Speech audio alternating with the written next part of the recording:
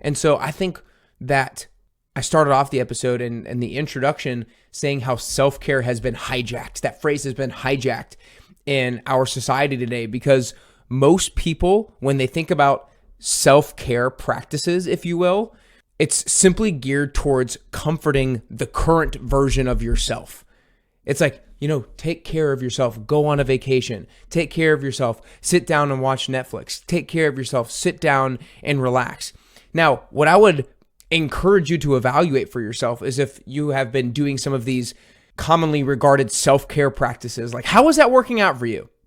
How is that working out for you?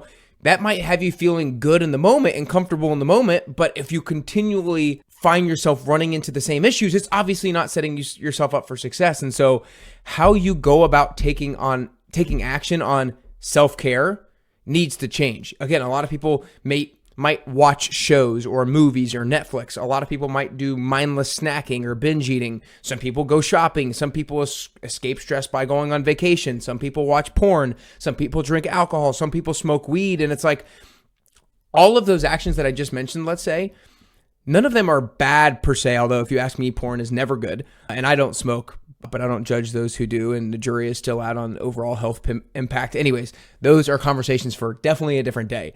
But let's just say, generally speaking, something like watching Netflix or snacking or shopping or, alcohol every now and then. These aren't bad per se, but it's how you actually go about implementing them. Like I watch Netflix with my wife multiple days of the week at night. And it can be good from the standpoint of it's like, okay, it's helping you wind down. It's going to help you go to sleep. That'll help the future version of yourself be energized the next day. And maybe you do need to watch Netflix and rejuvenate and get re-energized. So it's like if you watch Netflix to get re-energized or to wind down or to spend quality time, there's use for it. If you're watching Netflix to escape a particular stressor, let's say, or something that's causing you anxiety, jury's out as to whether or not that's good or not, because it's like, okay, you're escaping it now in the moment, but you're probably still going to have to deal with it in the future. And so you might be better off sucking it up in the moment and figuring out like, okay, what can I actually do to eradicate the stress and anxiety now so that the future version of myself doesn't have to deal with it.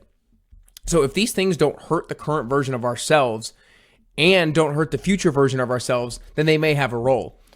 But again, you have to think about the purpose of why you're doing it.